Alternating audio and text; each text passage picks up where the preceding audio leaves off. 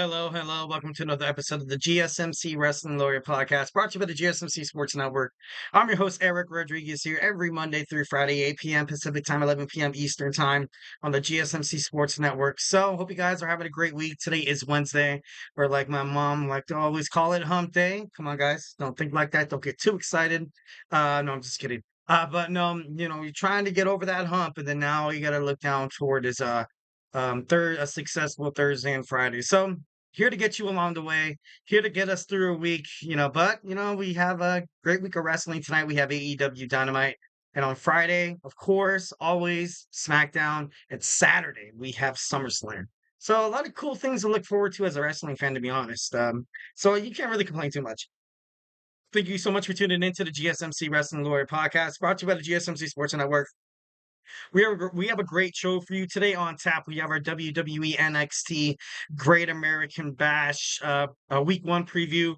We also have our AEW Dynamite preview, our Great American Bash review, our AEW Dynamite preview. And then we're going to talk about in recent news, it's been said that Wembley Stadium holds more of a capacity crowd as opposed to Cleveland Brown Stadium. So there's a lot of speculations going around, people saying that All In is going to be bigger than WWE SummerSlam.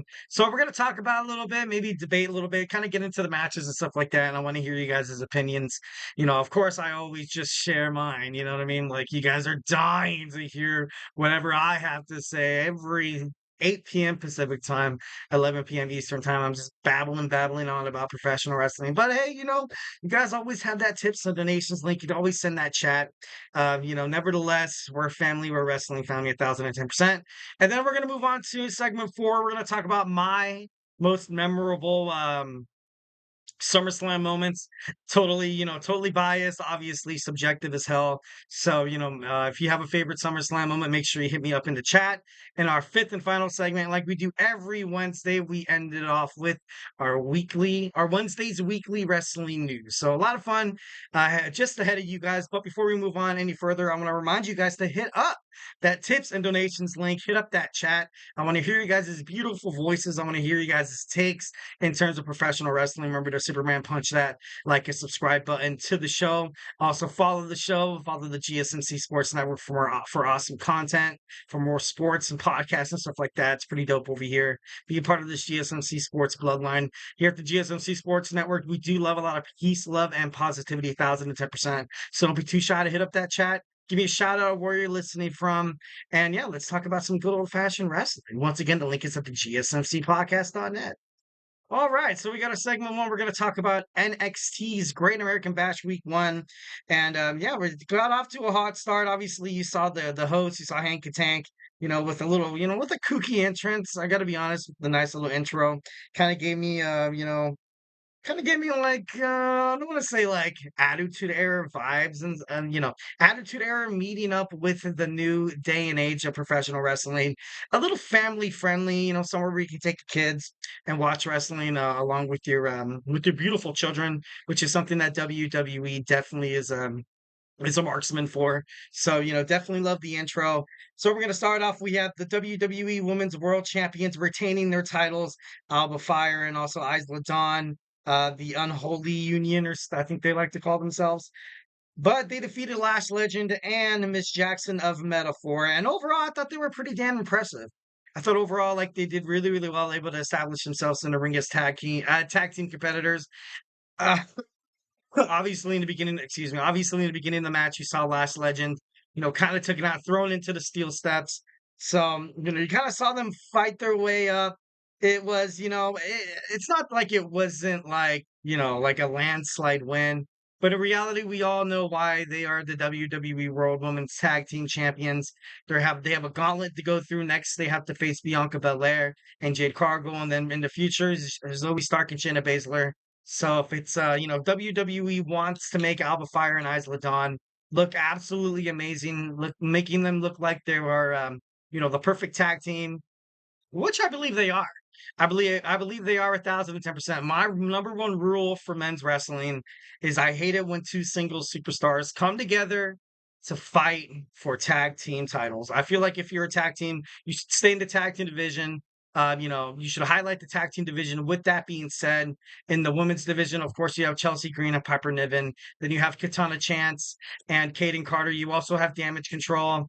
And you have Alba Fyre and Isla Dawn. So in the future, I bet there is going to be a lot more women's wrestling on the verge in terms of professional wrestling in the WWE side, because they are in the works for the Intercontinental and also the Women's United States Championship. So, you're going to see a mid card title belt. Now you're going to see a main card. And once again, you're going to see the women's tag team, championships being defended and stuff like that. So it should be pretty badass. Lash Legend and Miss Jackson shouldn't hang their head too low. I thought they did very, very well. After the match, you saw Ethan Page come out, of course, just building up toward what's going to happen tomorrow. Oro Mensa pinned Ethan Page once again for the third time. Then you saw Brooks Jensen take on Cedric Alexander. Happy to see Cedric Alexander. I got to be honest with the whole Bobby Lashley news and stuff like that. And then Shelton Benjamin. There's a lot of speculations saying that AEW is going to have a version of the Hurt Business. I have no idea if they're going to, take that name. I think it is coined and copyrighted by WWE, but I think it's stupid. I think WWE should just kind of let them have it. I think more or less if they don't let them have the Hurt Business title name, it's just petty. It's just nonsense. It's just petty crap. It just shows that WWE holding on to this grudge, being like, if you make it outside the WWE, you're not going to be successful. You can't use our names. And in reality, like, who gives a damn? And I think under the Paul Levesque era, I'm pretty sure, Triple H is going to have no problem having MVP. Shelton Benjamin and Bobby Lashley leave on good terms. Hurt Business maybe makes a comeback to WWE within a couple of years or something like that. But right now it seems like they are actually heading out. So you saw Brooks Jensen lose. Cedric Alexander. You saw that move by Brooks Jensen as he did a somersault from the apron onto the announce table, and he completely looked like he shattered his ankle. And then you saw Cedric Alexander roll him in, hit the move, and then hit his finishing move, and then got the 1-2-3. So I think there was a little bit of an injury right there. Obviously, Sean Spears was ringside to his chagrin. You saw Brooks Jensen get the loss. Brooks Jensen not really taking his singles run, I guess, that seriously, I guess you can say. But overall, you saw Cedric Alexander being super impressive, and I was happy he picked up the dub. Next, we see Tony D'Angelo retaining his Heritage Cup championship against Tavion Heights in the 5th round. It was a good match. Obviously there was the first 2 rounds, no decision.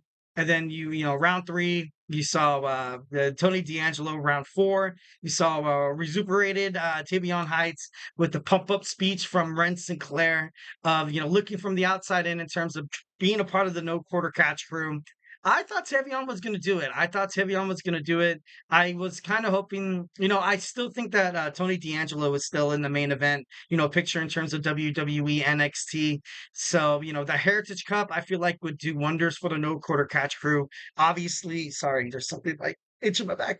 Obviously, you see them, Charlie Dempsey, Osborne, Heights. You see them on, different shows, obviously on TNA and stuff like that.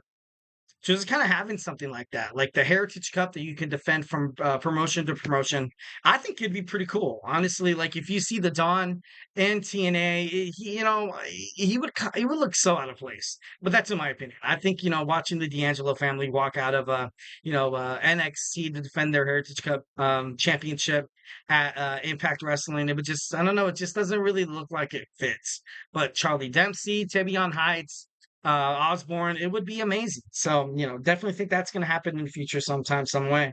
Then you saw a promo with my man, young OG Javon Evans, telling the crowd, telling the viewers and the listeners that he used to tell his teachers to suck it. The DX chop. I love that. I think that's totally badass. If you're going to school tomorrow and if you have a teacher, I'm just kidding. No, don't do that. Do not do that. I do not condone those actions. Just kidding. No, but no, I thought it was kind of cool. Just spoken from a true wrestling fan. Talked about how when his parents got divorced, it was a really, really hard time. So when in doubt, what's the best thing to do is try to find something to distract you from all the depression and stuff like that. Because it's not easy. It's not easy when parents get divorced and stuff like that. But Javon Evans did what he had to do to become kind of at peace with himself. He found a passion that he loved, ultimately led up to his career. Obviously, 1,010% impressive. Jamon Evans is the future of WWE NXT. He was literally just 3 seconds away from, winning the NXT World Heavyweight Championship. So I thought that was pretty cool. He said he used to borrow his neighbor's trampoline to practice wrestling moves and stuff like that. Just, a wrestling fan go pro. Kind of like what you see with Bailey, like what you see with Shawn Michaels. Basically, everybody who becomes a professional wrestler, obviously, it's the apple doesn't fall too far from the tree, and it's not really rocket science. It's like something obvious as hell. If you become a fan of something, obviously you want to mimic, you want to emulate what you see on the television and stuff like that. So, and he was like, you know what? Sometimes I feel like I'd be, Jeff Hardy with my friends, wrestling and in the schoolyard and stuff like that. So definitely love that. Next, we see Joe Hendry. Joe Hendry's amazing concert. It was pretty badass, I gotta be honest. It was pretty cool to see Joe Hendry go out there in the NXT universe, in the WWE universe, and just show that he's got the juice and he's a dog, man. He's a dog. Obviously, he was attacked by Gallus, and Gallus does, Joe Coffey, he does not want Joe Hendry in the WWE NXT. Still a little animosity between the Irish or Scotsmen. So Gallus is set to take on Joe Coffey of Gallus is set to take on Joe Hendry next week 2 of NXT Great American Bash. So then you have the contract signing to Ethan Page and Oro Mensah. I love Ethan Page and I love what he's doing on NXT, but I don't know. He just seems like I don't know. He just seems like he's not really in the limelight like I kind of thought he was going to be, and I'm not sure if that makes any sense. But if you take the title away from someone as big, someone as enthusiastic and charismatic and loved like Trick Williams, I think you got to go out there and you got to be more of a champion. I feel like that's the reason why I felt like I couldn't put him on my top 10 power rankings yesterday. Is Ethan Page? I think him fighting someone like Oro Mensah. I know once when Ethan became a part of the NXT roster, he attacked Oro Mensah and also Noam Dar. Which should be interesting to see if Noam Dar makes a return next week. So it's it's not ideal for a main event NXT World Championship match, but I guess it's gonna do. Oro Mensah has been nothing but spectacular, proven himself within the last couple of weeks. Beforehand, he was kind of like that member of Metaphor, kind of just like soft spoken in the corner, but knew that he could have and knew the stable could have lived up to so much of a potential. And just kind of settling for the scraps and stuff like that. I gotta be honest, ever since you've kind of saw Noam Dar leave Metaphor, obviously due to injury, you've seen Aura Mensa step up. You see Lash Legend, she tried to compete for the NXT Women's North American Championship. Did you see her tag team with Miss Jackson for the WWE World Women's Tag Team titles? So it should be interesting to see what that stable does go, moving forward. But should be interesting to see what the match next week on Great American Bash Week 2. Speeding this up, running out of time, we had Kendall Gray alongside with Carly Bright going against Jada Parker. Jada Parker got the victory. Kind of cool, but you saw Ma Was Born come out with Brent Sinclair for the distraction on Kendall. That's how Jada Parker was able to pick up the victory. Then, something that I kind of thought was going to happen. Fallon Henry, Jasmine Nix, and JC Jane defeat Soruka, Lola Vice, and Carmen Petrovic. It was about time that these girls got a victory. They're such the bad girls of WWE NXT, and lately they've been on a huge loss kick. But it's kind of cool. I definitely love that. So Fallon Henry, Jasmine Nix, Jason Jane get back into the win column week 1 of NXT Great American Bash. And then we have the main event. The main event, Roxanne Perez defending her WWE NXT Women's World Heavyweight Championship against Chase Hughes, Thea Hill. It was pretty dope. I got to be honest, it was a great match. A lot of, different submissions, a lot of counters. You definitely, you basically saw the same wrestler go head to head. And, I know that might come off a little weird. Um, but both of them are relatively the same size. They relatively have to rely on their elusiveness. their tactical wrestling, also their technique and strategy to pick up the win for them to win a match, let alone a championship match. But it was great. Overall, it was entertaining. They got a "This is awesome" from the crowd. I thought it was 1,010% awesome. I loved how Rich Holland tried to tap into Thea Hale's, inner badass and be like, "You got to do whatever it takes to win." And that's something she needed to hear, obviously, and something that I kind of mentioned yesterday. Is Ridge Holland going to do or say anything that's going to mess up his chances when staying in Chase U? But Thea Hale, she's going to be back. She's going to be back. She's still super young, much like Roxanne Perez, but Roxanne Perez, Pop Rocks for the win, the 1, 2, 3, retained, and still WWE NXT World Women's Champion, Roxanne the Prodigy Perez.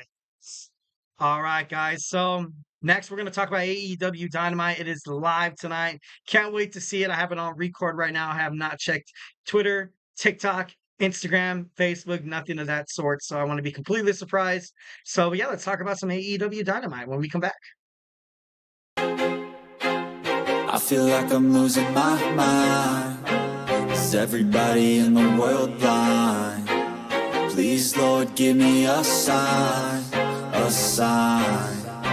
I feel like I'm losing my mind. Is everybody in the world blind? Please, Lord, give me a sign, a sign. I wanna be the greatest. Everybody on the fake shit. I look around and feel like everybody is the fakest. I make this every day and I'm impatient, hoping one day I blow up from the basement. Statement, the top is so vacant. I don't hear shit that I think is amazing. Waiting for my day when I'm playing sold out shows for 1,000 faces. Hey, give me that crown, get in my way and to be put down. It ain't your place, all this my town. If I want that shit, then I'll get it right now. I'm losing it, the noose it fits, I'm losing shit. A stupid myth, you choose to live or choose to dip. You choose to fight or lose your grip and lose a gift. I feel like I'm losing my mind. Is everybody in the world blind? Please, Lord, give me a sign, a sign. I feel like I'm losing my mind. Is everybody in the world blind?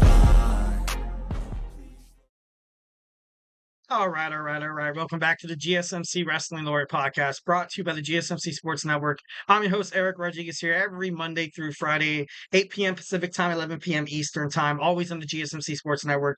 You can hear all the hottest topics in terms of professional wrestling, all the action inside and outside the ring, superstar rumors, injuries, contract updates, and, whatever sort or whatever you want to hear about professional wrestling, we talk about here.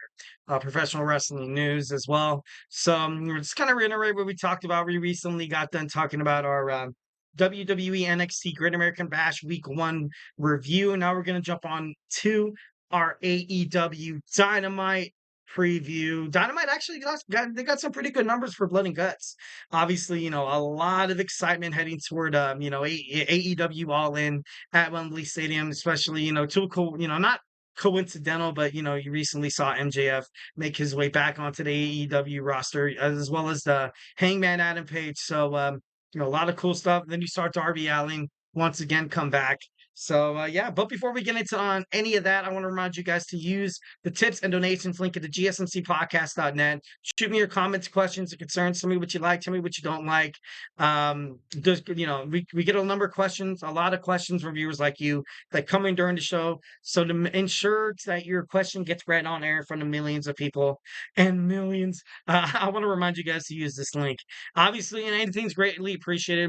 More or less, I just care about your guys' opinions. Just want to hear what you guys have to say. This show is a hell of a lot better with a lot of audience engagement, 1,010%. So don't be too shy. Give me a shout out where you're listening from. Give me your projected storylines, your projected title wins, what you want to see at SummerSlam, what you want to see at AEW's All In, what you want to see tonight on Dynamite, maybe someone that you want to see return to the WWE. So make sure you Superman punch that like and subscribe button to the show. Remember, here at the GSMC Sports Network, we do love a lot of peace, love, and positivity. So make sure you hit up that tips and donations link at the GSMC podcast.net. All right, so it's Wednesday. You know what that means. AEW Dynamite is live in Greensboro, South Carolina. Obviously, still heading toward AEW's All In London 2024 on August 25th.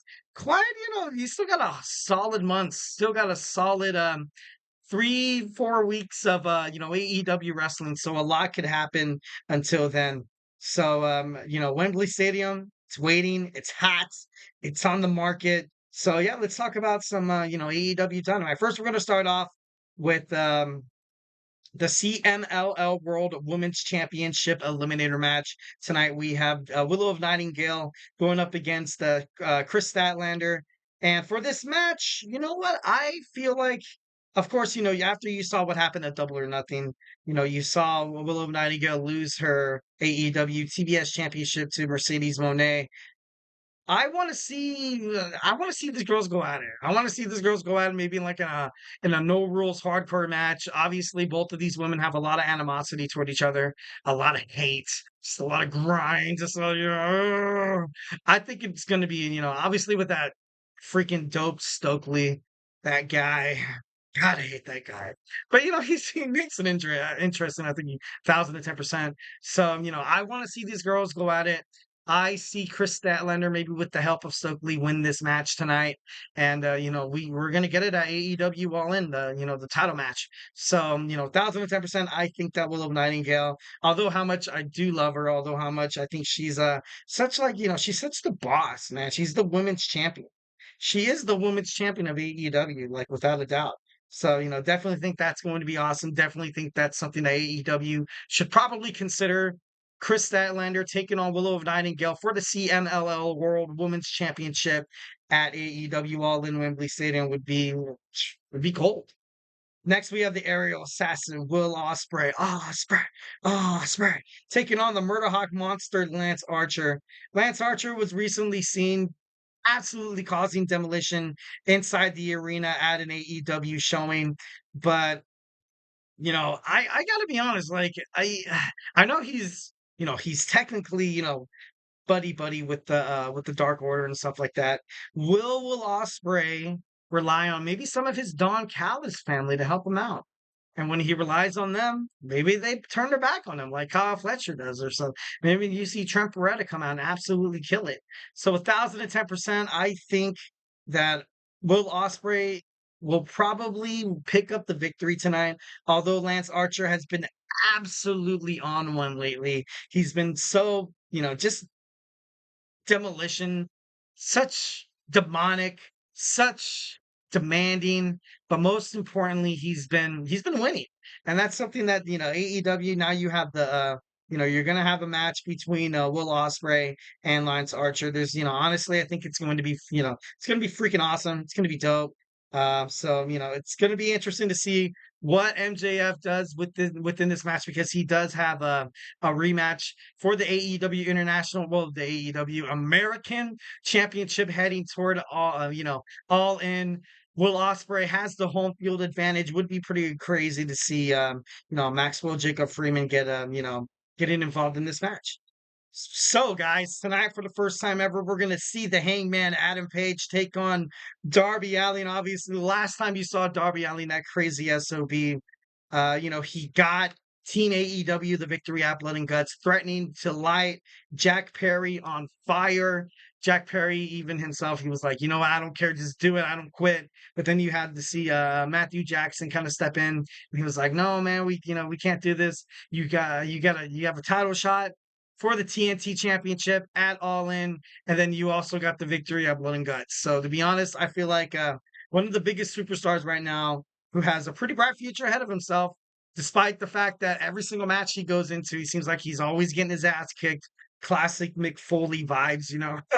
But no, 1,010%. I think that Obviously, this match is going to be awesome. Obviously, you're going to see the Hangman Adam Page, kind of bring out a little rugged, a little dirt, a little cheap moves here, but then you're going to see Darby Allin doing what he does best, much like he does every single time he steps into the ring. It's just prove all the naysayers wrong. I got to be honest, I love Darby Allin. 1,010%. Obviously, think of Darby Allin, I think of, Gigi Allin, the grotesque model in terms of punk rock in the early 90s, late 90s, 90s ish. But I don't know. It's kind of crazy. Both of these superstars, super talented. Hangman Adam Page wants Swerve Strickland. I don't think he wants any part of Darby Allin, to be honest. I didn't even think he wanted any part of the AEW Blood and Guts match. He more or less just kind of went there. He was like, you know what? Swerve's going to be there. All right, I'll be there. Like, he didn't really give a damn about the Young Bucks. He didn't really give a damn about Kazuchika Okada. He didn't give a crap about Jack Perry. And, he just wants a shot at Swerve Strickland because once, he was gone, he was suspended. You saw Swerve Strickland basically make it up to the top, defeating Samoa Joe. Maybe things would have been different if he would have never been suspended. But, honestly, at the end of the day, bro, it's kind of, it's kind of your fault. So, 1,010% can't wait to see. Next, we're going to see the American Dragon will live on in Greenville. Did I say Greensboro or Greensville, South Carolina? So, obviously he has a huge match for the AEW World Championship at All In London 2024 at August 25th against Swerve. He recently last week on Dynamite had a interview with Renee Paquette where you saw Jeff Jarrett go up to him. Jeff Jarrett basically bared his heart out. And it was kind of sad to see a little bit, but he kind of bared his heart out because he was the tag team partner of Owen Hart before he passed away. He was actually supposed to fight in a match with Owen Hart that night. He with his entrance, botching and him falling ultimately to his death. And he wanted to win that match, I feel like, for Owen. You know what I mean? So, after the match, he came up and he said, to be honest, Brian, I feel like you deserve this match, but I got to be honest, I got to question your reluctance. I feel like you have one foot in the door. I feel like you have one foot out of the door. So, you have to decide what you want to be right now. And it's not just a play on words in terms of Daniel Bryan's neck injury, because that is a big deal. That's something that you cannot just be like, oh, cool, I'm gonna go out and wrestle. You know what I mean? Yeah. Dude, this guy has had past surgeries in terms of his neck. This guy once slightly moved, much like the doctor said, like, we have to make sure your neck stays fixable. If it doesn't, then guess what, dude? You're confined to a wheelchair. You're paralyzed, and it's just something that it's a very uneasy feeling. And just to make matters worse, his contract ends tomorrow, August 1st. So yeah, obviously a lot of things have to be decided. He agreed with his wife Brie Bella that the last contract that I said I was going to sign with AEW was when I signed with AEW. So for the future, for Bryan Danielson's sake, obviously, I would never, ever, ever, ever want to see him go out of wrestling because I feel like he does so damn good. He's put on amazing matches. Like, he's put on great matches in WWE, but ever since he made it to AEW, I feel like he kind of tapped into a new source there. So, would hate to see Bryan Danielson go, but as a father, as a husband, you kind of just understand, if he had to, kind of retire a little early there. All right, next we're going to see Mercedes Moné Muscle Camille once again antagonizing Dr. Britt Baker DMD. This match is getting hot. This match is getting crazy. Mercedes Moné, she's the CEO, but she's not going to be the CEO tonight. I give you that 1,010%. Tonight you're going to see Dr. Britt Baker hopefully get her revenge against Camille. Camille came out absolutely like she was like, you don't want to mess with that girl. She laid waste to the former AEW World Women's Champion last week on Dynamite. But of course, then you saw Mercedes Moné all happy, flashing her title and stuff like that. God, I hope she loses it. I'm just kidding. No, never wishing, anybody to lose in terms of that. Gotta gotta stay relatively unbiased, objective. Next, we see Mariah May will sit down with the Renee Paquette. We're gonna find out exactly her intentions are after Tony Storm said, basically, you're going to die and I'm going to die with you or something like that. I forgot exactly what she said, but it was freaking gold. It was awesome. God, what did she say? But I'll figure it out and I'll talk to you guys. And then we're gonna have a trios match once again. The conglomeration of the Ring of Honor World Champion and still Ring of Honor World Champion Mark Briscoe teaming up with Orange Cassidy and Tomohiro Ishii against Roderick Strong, Rouge, and the Beast Morta. So a lot of cool stuff happening on Dynamite tonight. Make sure you check it out. I can't wait to watch it. It's on record right now. So make sure you tune into AEW Dynamite. That's it already aired on the East Coast, but it is live right now on, I believe, TNT or TBS, one of those Turner broadcasting stations. So kind of staying on the AEW WWE kind of topic. We're gonna dig into that. Don't want to get too crazy about it because I know I'm running out of time on this segment. So you guys, hey, just grab your favorite drink, grab your favorite snack, sit down and join your favorite wrestling fan in about maybe like 20 seconds. Looking for your daily fix of sports talk without having to pay for it? GSMC Sports Network is available on YouTube. Just search GSMC Sports Network. Get your fix of daily sports talk shows on YouTube, absolutely free. NFL, college football, NBA, MLB, MMA, UFC, fantasy football, and so much more. GSMC Sports Network has shows running all day long, with new sports shows starting every 2 hours. Just like on your favorite cable sports channel, except GSMC Sports Network is absolutely free. Just search GSMC Sports Network on YouTube to catch one of your new favorite shows, like the GSMC College Football Podcast, Chip Shot Football Podcast, Hoops and Heels Women's Sports Podcast, GSMC Basketball Podcast, and so many more. Check it out for yourself. GSMC Sports Network, now available on YouTube absolutely free. Search GSMC Sports Network on YouTube right now. And we are back with the GSMC Wrestling Laureate podcast brought to you by the GSMC Sports Network.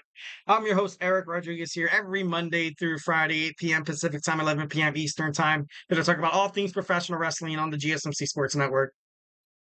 Just kind of reflect on what we talked about right quick. We talked about our WWE NXT Great American Bash Week 1. We also talked about our AEW Dynamite preview for tonight. So without further ado, let's go in and talk about this SummerSlam or All In, AEW All In. But before we do any of that, I want to remind you guys to use the tips and donations link at the GSMCpodcast.net. Shoot me your comments, questions, and concerns. Obviously, we get a number of questions from viewers like you that come in during the show to ensure that your question gets read on air in front of millions of people. I ask you guys to use the tips and donations link. Obviously, leave whatever you can. Anything you leave is greatly appreciated. More or less, just want to hear you guys' opinion about professional wrestling. Want to hear you guys talk about AEW Dynamite. Want to hear you guys talk about maybe some potential returns at WWE SummerSlam. So feel free to hit up the link. Remember Superman punch that like and subscribe button to the show. Also follow the network. Follow the GSMC Sports Network. Here at the GSMC Sports Network, we do love a lot of peace, love, and positivity, 1,010%. So don't be afraid to be a part of this GSMC Sports bloodline. Take that plunge into a new world. The underground society of wrestling fans. Just kidding. No, just imagine. That'd be kind of dope, to be honest. All right, so we have WWE SummerSlam, and we also have AEW All Elite. So here's the gist. Recently, I read on Twitter. Also, I think it's been brought up in like wrestling news sites like Cage Side Seats, Ringside News, and PW Insider. So just because All in London, Wembley Stadium, they have a lot of seats. They have a lot more seats as opposed to WWE SummerSlam. So, they claim that AEW All In is going to be bigger than SummerSlam. And, it can be, but then again, it can't be. But then again, who cares? At the end of the day, who cares?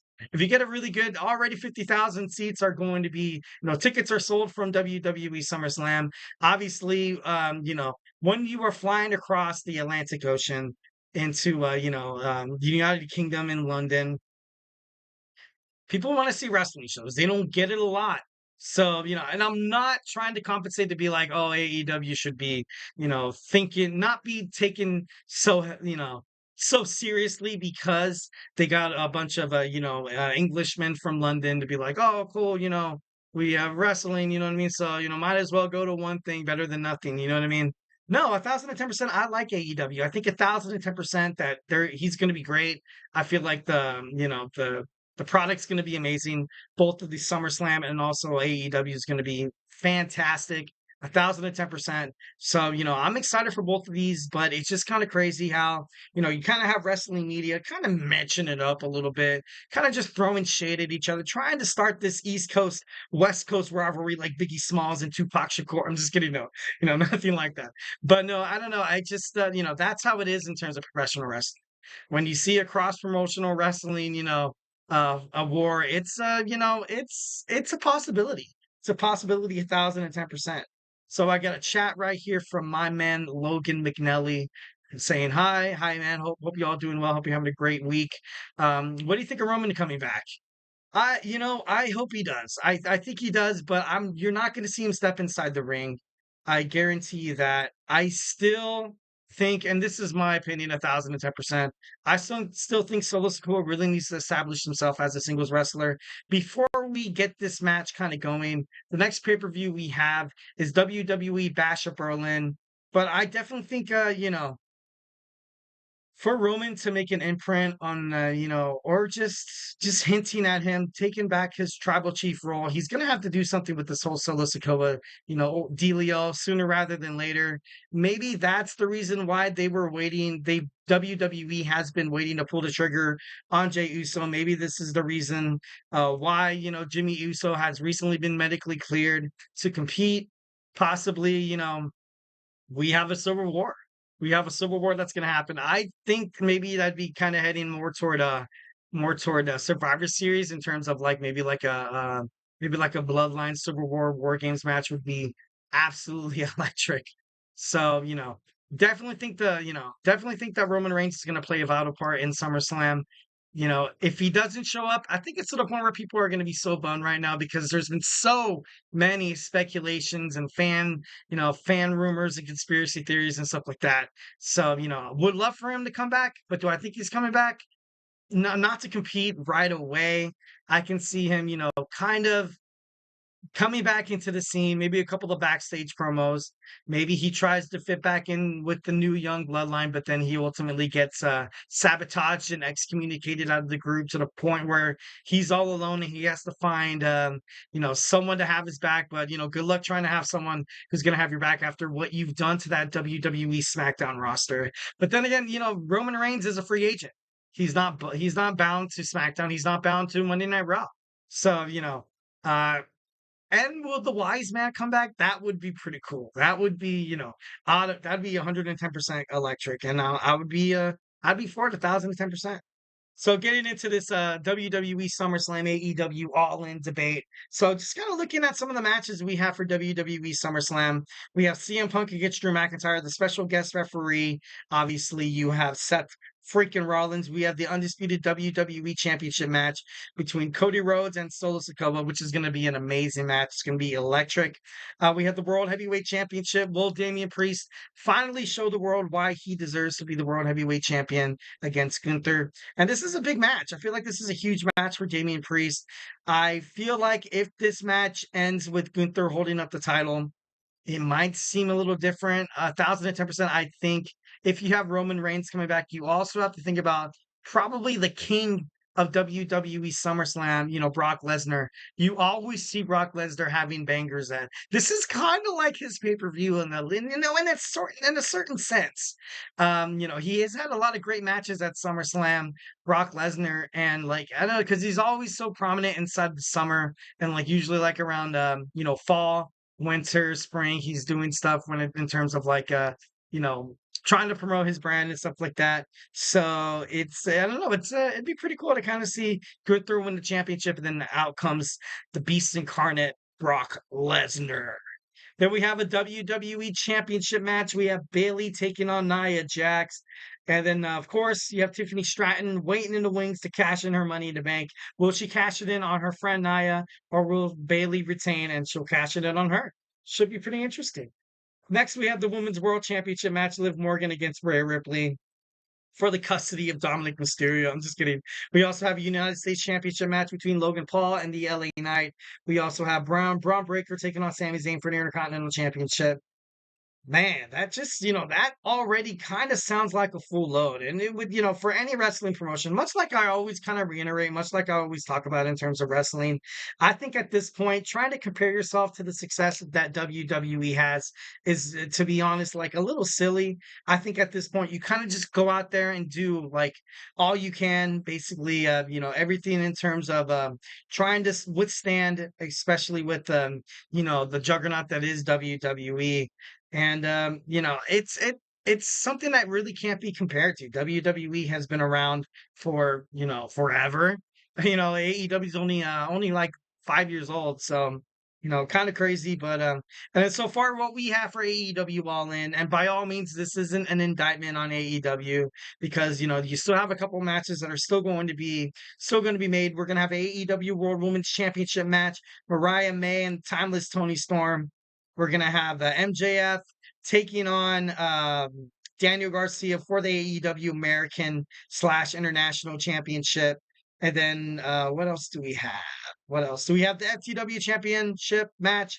We're gonna have Hook taking on Chris Jericho. That's gonna be absolutely crazy. Like I said before, we have Jack Perry taking on Darby Allin. There's no doubt in my mind you're gonna see the Acclaimed finally cash in on their proving ground match to take down the Young Bucks of the Elite. You have the AEW World Heavyweight Champion Swerve Strickland taking on Bryan Danielson. So far, those are the matches that we have. We have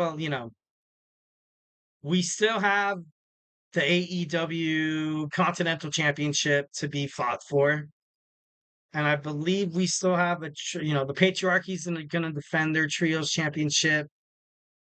And, maybe some Ring of Honor, New Japan Professional Wrestling. We had the CMLL. Like I said, I think Willow Nightingale will fight Chris Statlander.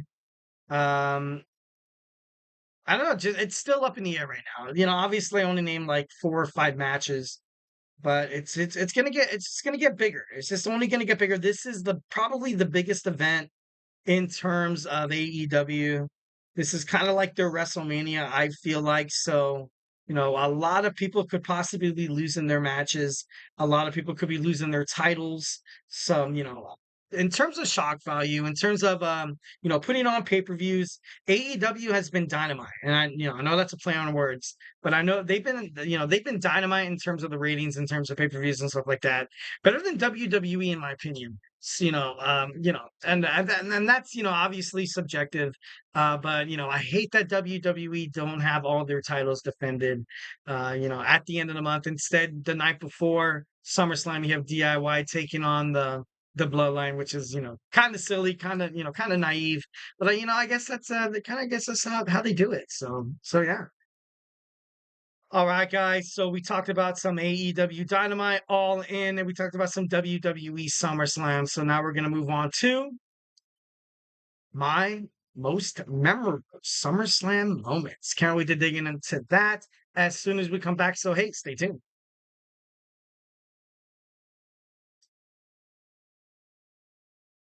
For the best and latest podcasts available anywhere, go to the podcast app on your cell phone and type in GSMC to access free content-rich podcasts on health and wellness, book reviews, sports, entertainment, relationships, social media, movies, technology, finance, and even weird news. Subscribe and download the GSMC Podcast Network's family of shows, available everywhere podcasts are found.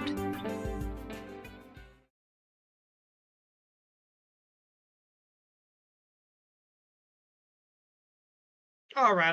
We are back with the GSMC Podcast.net. No, GSMC Wrestling Laureate Podcast, sorry.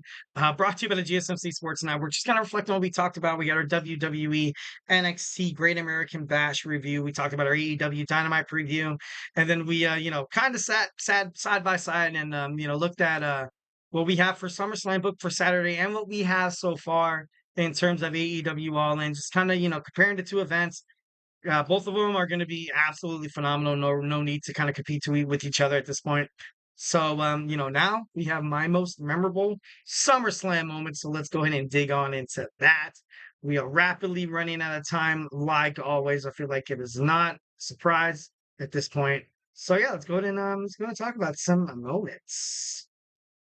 All right, first we're going to talk about 2003, the SummerSlam. It was a great SummerSlam, but overall, excuse me, I feel like it was kind of taken over by the match between Kurt Angle and Brock Lesnar. Although they weren't the main event, they were fighting for the WWE Championship that night. You also saw The Undertaker defeat the A-Train with Sable. You also saw Shane McMahon defeat Eric Bischoff in a Falls Count Anywhere match. You saw Eddie Guerrero, the champion, the WWE United States champion, defeat Chris Benoit, Rhino, and Tajiri.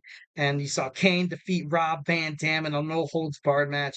You also saw Triple H with Ric Flair defeat Goldberg, Chris Jericho, Shawn Michaels, Randy Orton, and Kevin Nash in the first ever Elimination Chamber match for the World Heavyweight Championship. I think it's for the first ever elimination. It was pretty historic night. It was pretty crazy. Loved seeing The Undertaker. Loved seeing, especially when he defeated someone like A-Train. So I thought that was pretty badass.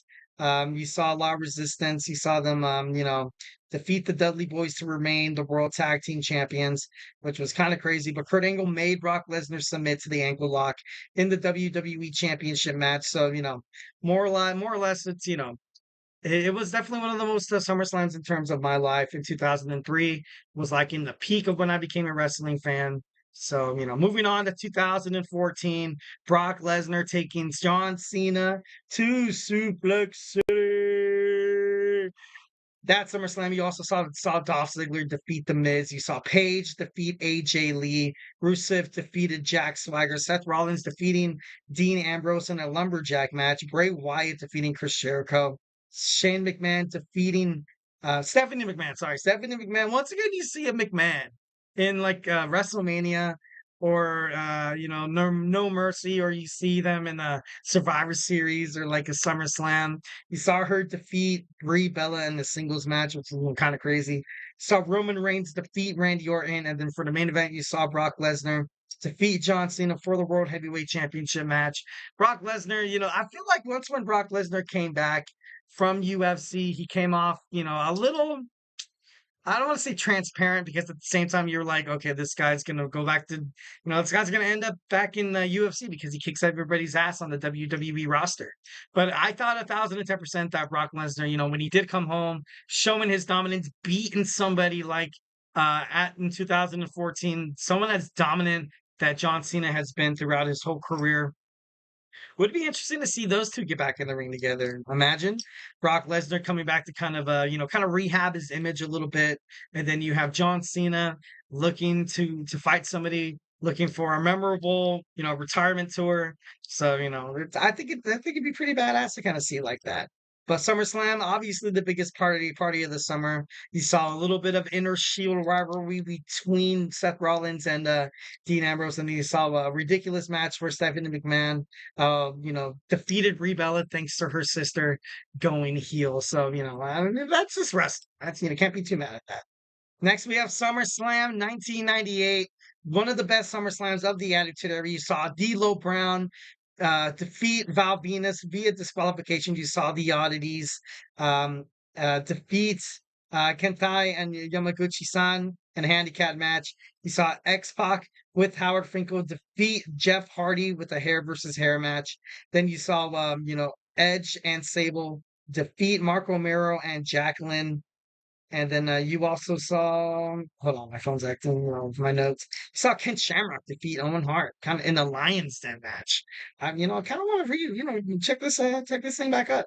You saw the New Age Outlaws, burn out, you didn't know, defeat Mankind in a Falls Count Anywhere match for the WWE Tag Team Championships. But, just Mankind, that's crazy. You saw Triple H with China defeat The Rock and Mark Henry in a ladder match for the WWE Intercontinental Championship match. And then you saw Stone Cold Steve Austin defeat The Undertaker in a WWE championship match. Well, of course, back then it was like the WWF, but we're not gonna say that. But no, it was a great. I remember renting this video at this little dive video store we used to have. We used to have like Superstar Video, Hollywood Video. What was the other one? Blockbuster as well. And I remember I don't know why, but I just love this pay per view. It was pretty dope. I definitely got to rewatch it. 1,010%. One of my favorites. All right, now we're moving on with more Undertaker back in 2015, back to the Staples Center. Kind of crazy, but we saw matches like Sheamus defeat Randy Orton. We saw the New Day defeat the Primetime Players, Los Matadors, and the Lucha Dragons. Fatal four-way tag team match for the WWE Tag Team Championships. We also saw Dolph Ziggler with Lana versus Rusev and with Summer Rae, ended in a double countout. This was during, some bad Dolph Ziggler promoting time. Kind of sucked how they, the person that he kind of sucks more or less for, and I believe maybe this is a huge reason why it kind of played in their divorce was, you've had Lana and Rusev, go from AEW, they went to AEW from WWE. Lana, she had that storyline with Dolph Ziggler, when Dolph Ziggler was like her man. And then you had the whole thing with Bobby Lashley. And then there was a little thing in AEW. Like, it's like putting your relationship under that much scrutiny. You're kind of setting it up to fail a little bit. So, 1,010, obviously Lana right now, she's divorced. No, I'm just kidding. So she's single. No, I'm just kidding. But she's a free agent right now. A lot of people say that she's probably going to make a comeback. Another superstar that's floating around the comeback talks in terms of WWE SummerSlam. Helping out her best friend, her real life best friend in Liv Morgan to defeat Rhea Ripley. Would be interesting to kind of see that storyline moving forward. But I don't know, it could be crazy. Then he saw Neville and Stephen Amell defeat King Barrett and Stardust. Ryback defeated The Big Show and The Miz in a triple threat match for the WWE Intercontinental Championship match. Dean Ambrose teamed up with Roman Reigns and defeated the Wyatt family, Bray Wyatt and Luke Harper. In a winner-take-all match for the WWE World Heavyweight Championship match and the WWE United States Championship, you saw Seth Rollins defeat John Cena. Kind of crazy. You saw Kevin Owens defeat Cesaro. And then in the main event, you saw The Undertaker defeat Brock Lesnar in a singles match. So, I think this was that. I don't know if any of you guys, dabbled in like memes or anything like that. But I remember seeing this meme where, The Undertaker sits up and Brock Lesnar sits up and laughs at him. And then The Undertaker goes like, it's just like, it was funny as hell. 1,010% funny as hell. All right, moving on. We are in 2022 with Country Brock Lesnar. Oh, so you saw Bayley come back with, Damage Control. So this, kind of bouncing back from her match with Becky Lynch from the last time they fought each other in SummerSlam 2021. You saw Bianca Belair successfully retain her championship against Becky Lynch. You saw Logan Paul defeat The Miz with, Maurice and Tommaso Ciampa. You saw Bobby Lashley defeat, he retained his WWE United States Championship against Austin Theory. And then you saw the Mysterios, Rey and Dominic defeat the Judgment Day, Finn Balor and Damian Priest with Rhea Ripley. Pat McAfee defeated Happy Corbin. The Usos, Jay and Jimmy defeated the Street Profits for their undisputed championships. Also, you saw Liv Morgan retain against Ronda Rousey, which was kind of, I remember watching that match with a little bonk.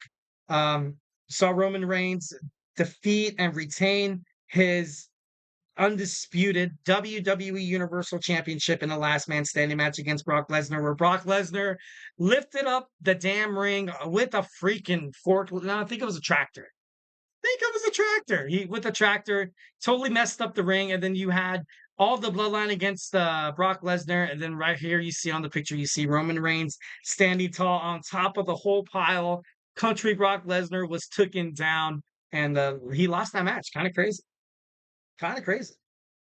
All right, so 1992 for the first time SummerSlam is taking place outside. This is also back at Wembley Stadium. Kind of crazy how that kind of went full circle there. So, all right. At this one, in 1992, you saw, what is Okay, sorry, excuse me, my notes kind of disappeared here. All right, so you saw matches like the Legion of Doom, Hawk and Animal with Paul Ellery, Defeat Money Inc., Ted DiBiase, and IRS with Jimmy Hart. You saw Nails defeat Virgil. You saw Rick Martel taking on Shawn Michaels with Sensational Sherry, which ended up in a double countout. The Natural Disasters, Earthquake, and Typhoon defeated the Beverly Brothers for the WWE Tag Team Championships.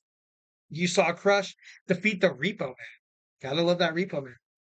The Ultimate Warrior defeated Randy Savage via countout. The Undertaker with Paul Bearer defeated Kamala with Harvey Whippleman and also Kimchi via disqualification.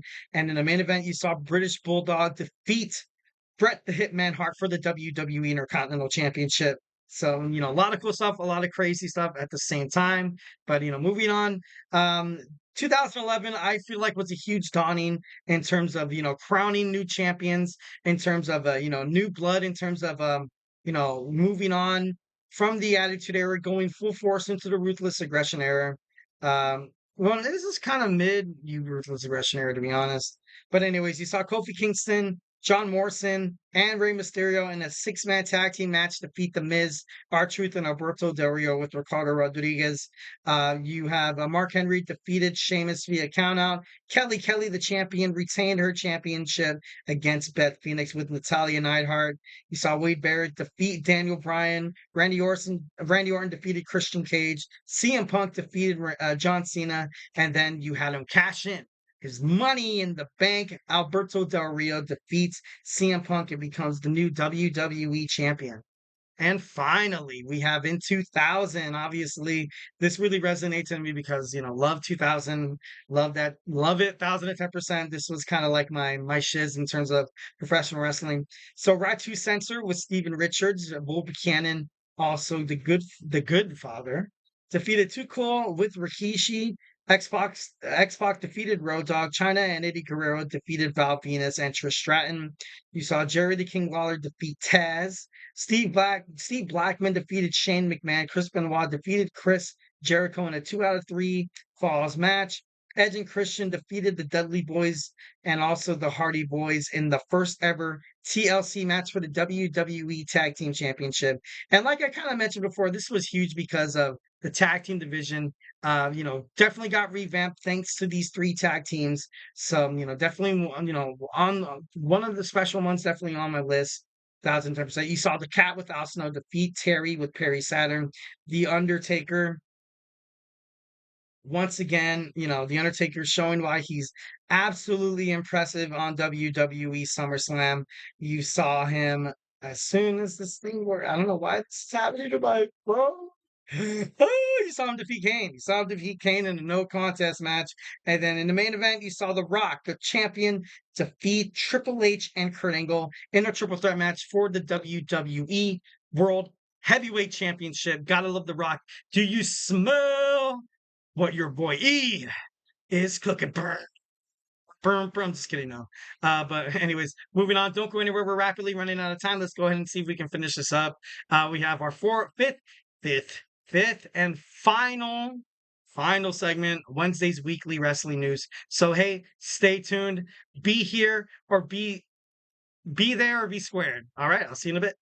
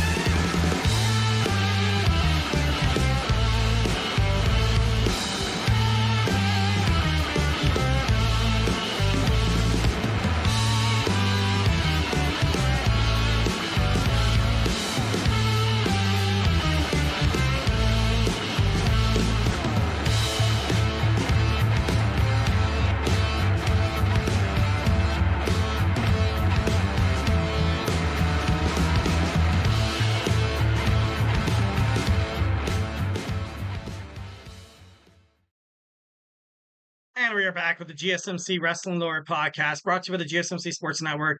Just kind of reflect on what we talked about right quick. We talked about our WWE NXT Great American Bash Week 1 review. We talked about our AEW Dynamite preview. We compared AEW All In and also WWE SummerSlam. We also checked back on one of the most, a couple of, memorable SummerSlam moments in my lifetime.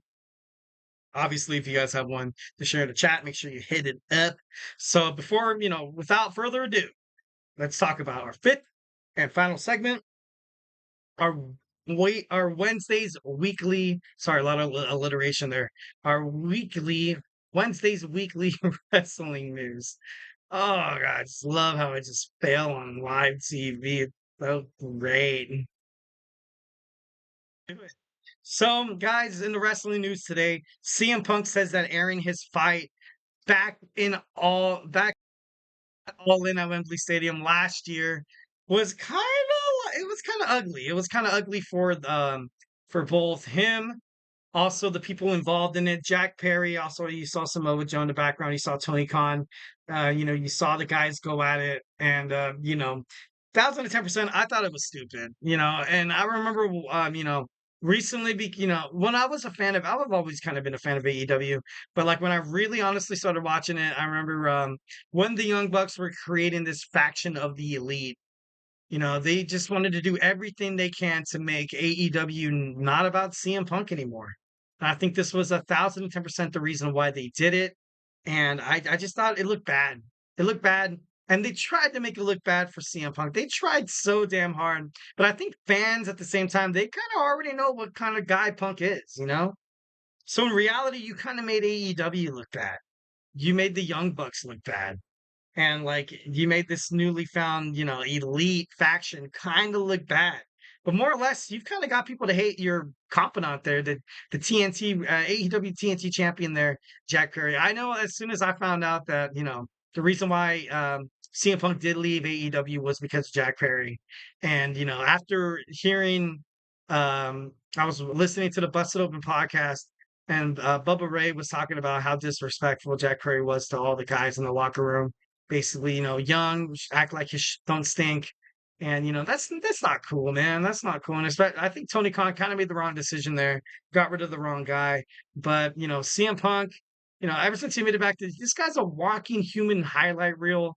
And I'm not just talking about inside the ring. I'm talking about, like, this guy can carry a show just based on his own, like, actions. Like, it's crazy. Like, when you're watching Monday Night Raw, it facilitates around a lot of what CM Punk is doing. 1,010%. And he and himself could be a main event. He and himself could bring somebody over.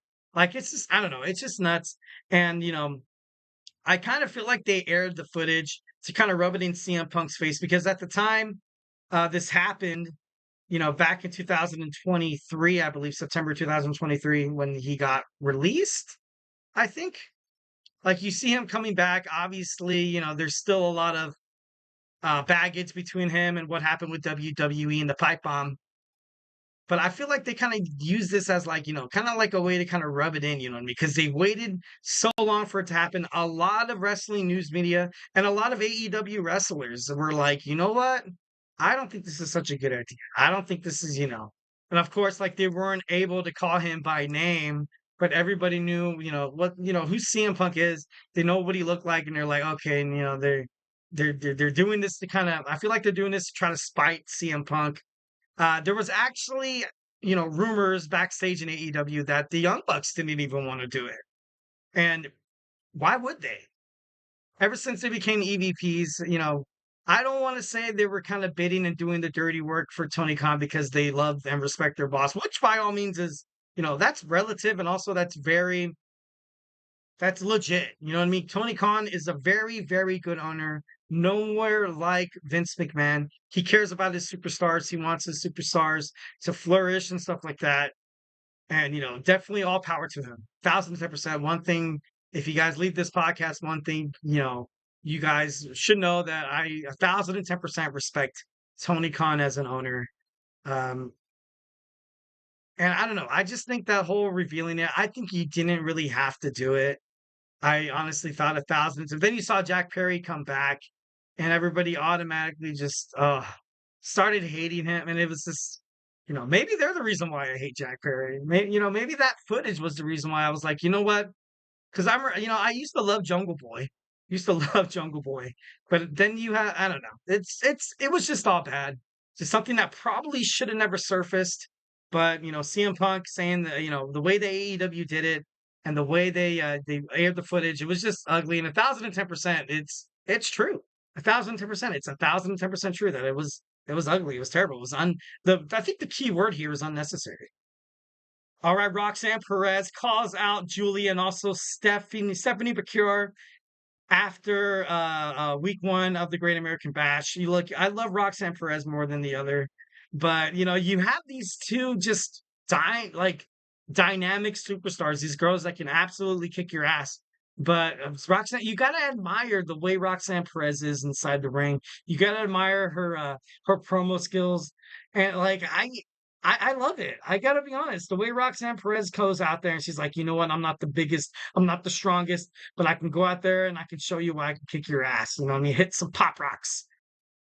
But Julia has been waiting in the wings for NXT. It's been rumored that she's actually had some injuries to deal with before she moves on to her to a full actual WWE NXT debut, which is probably the right way to go. And of course, you have the very, very, very impressive international wrestling superstar and Stephanie Bakure. I think Bakure definitely is going to be the one to take the championship off of Roxanne Perez. I don't know. I definitely feel like that's going to be, especially heading toward, once when they debut in the CW, they're going to need a lot of, that international kind of, kind of that star appeal that Stephanie Bakure brings to the championship.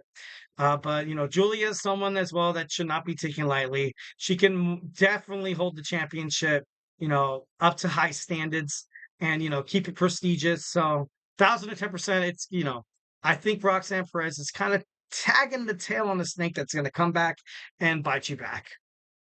All right, next we have Nick Nemeth in the news saying that he has his sights on taking on AJ Styles for the TNA World Heavyweight Championship. I don't want to be the one to say that I told you so, but I told you. No, I'm just kidding. But, the moment that NXT started this collaboration with WWE, no, it started this collaboration with TNA, I kind of knew something was going to give. You haven't really seen AJ Styles. You've seen him on, dark matches, and he was in Tokyo. Obviously, he was part of New Japan Professional Wrestling, pretty popular out there. But Nick Nemeth wants to beat the best. I still think that Moose is going to come hunting for his rematch clause. But at the same time, you have AJ Styles. When he made it up to WWE, he won some championships.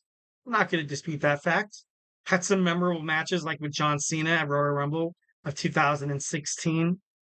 2017. That was amazing. It was one of the most incredible matches I've ever seen in my life. And now you just kind of see him floating around. And it's just, much like I kind of see with the Good Brothers, the OC and stuff like that. I don't know, you had to do something with these guys creatively. And, right now, in any title picture in WWE, the World Heavyweight on Raw, and then you have him on SmackDown. I don't know. I just don't see him, I don't see him defeating Cody Rhodes. I don't see him any part of what happens with, the Bloodline and The Rock coming back to challenge Cody Rhodes for that championship belt at WrestleMania. And then I also don't see him, feuding with the Judgment Day and Finn Balor. And then, Damian Priest, or if Gunther wins, I don't see him fighting Gunther. Or if Brock Lesnar returns, I don't see him fighting Brock Lesnar. I think the best thing for AJ Styles is to probably wind up on NXT with the OC. You have Meech in there. You have Gallows and Anderson. And who better to fight somebody to fight Nick Nemeth, the TNA World Heavyweight Champion, other than one of the greatest TNA superstars of all time? AJ Styles, the phenomenal AJ Styles. AJ Styles had TNA on the map for the longest time. When I stopped watching TNA, I remember names like AJ Styles. So I definitely think in the future they're going to be doing something like that. 1,010%. So, definitely love how AJ Styles is, going on. Hopefully, he fights somebody like McMahon. All right, next in the news, we have Elias voicing his frustrations with WWE before he got released. Obviously, this is 1,010%. I kind of believe I side with Elias here. Elias was one of those superstars that he was good inside the ring. He was big, he was strong, he was fit, he was athletic. He made a match actually worth watching. And as soon as all the young things kind of came in, much like I keep reiterating with Keith Lee, Aleister Black, Lars Sullivan, and on the girl side, you saw Ember Moon and people from NXT that get promoted. And to be honest, I don't know. I just feel like at the same time, Elias definitely should have deserved a lot better. Definitely should have, definitely deserved a hell of a lot better, especially with the way everything's going right now. He definitely deserved a shot in WWE, wasn't really granted it.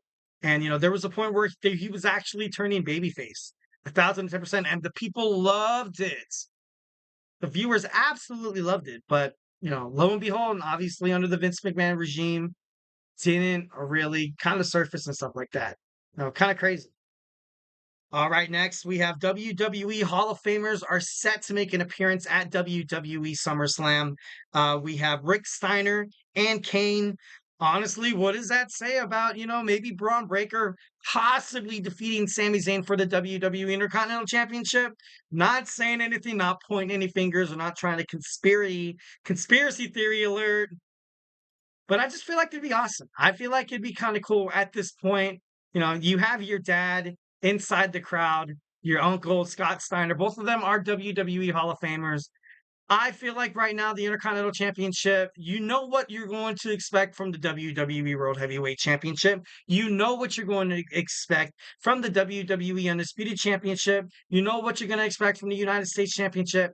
How about put the championship on a young superstar like Braun Breaker, just to kind of see what happens? If Braun Breaker becomes the champion, I think there's more of an array of different storylines, a different superstar promotions, more than, you have Sami, and I love Sami Zayn, and I think he's doing fantastic. I feel like at WWE SummerSlam, you saw people like Bayley, Cody Rhodes, and Sami Zayn, finish their story and win the championship.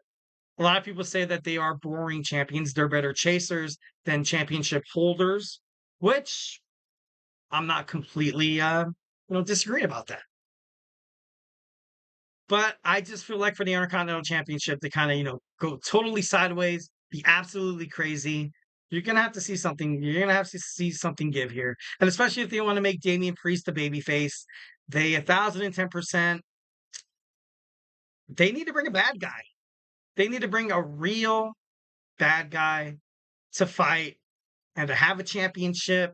Kind of like what MJF does in AEW. You have Braun Breaker's going to break people 1,010%.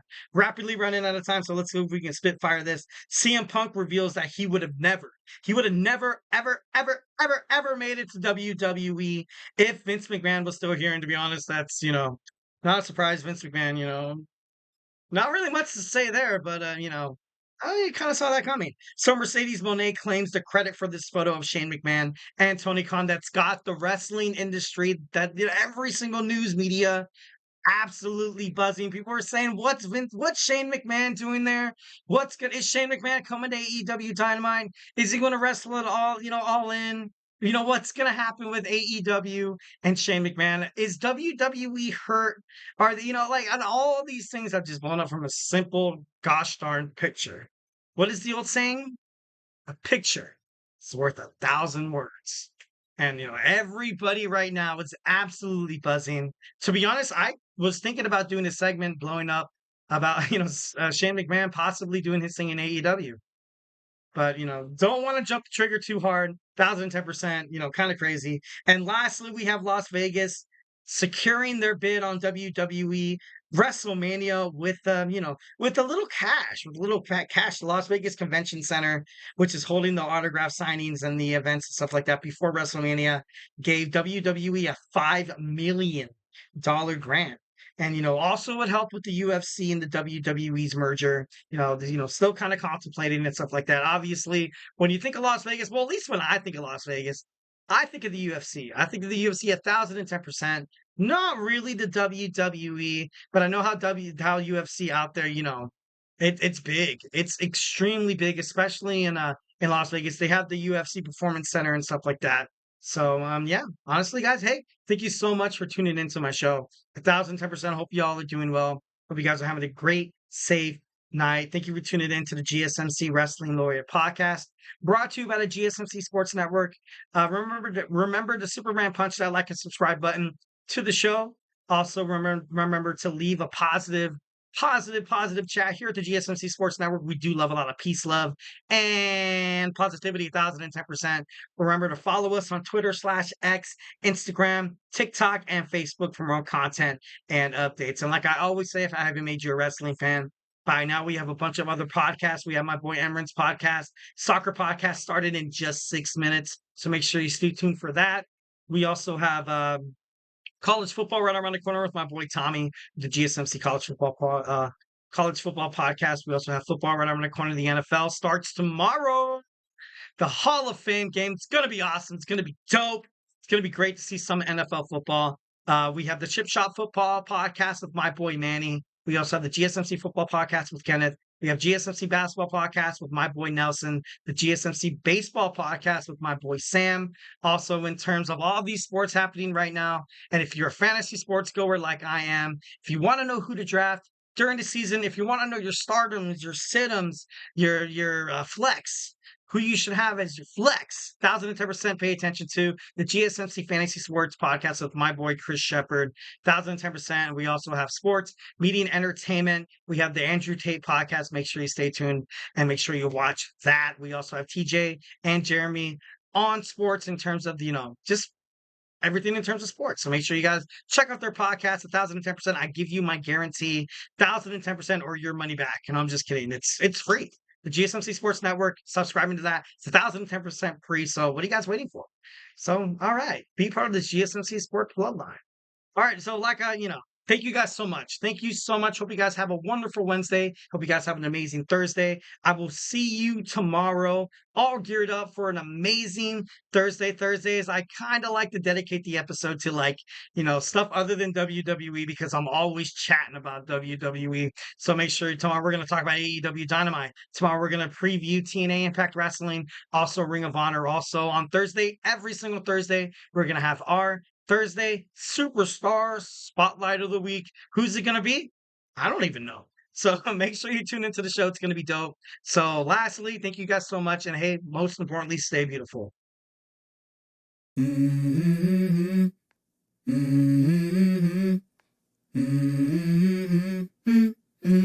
Let's go. I wake up to a little bit of drool on my pillow, feel like it's gonna be a bad day.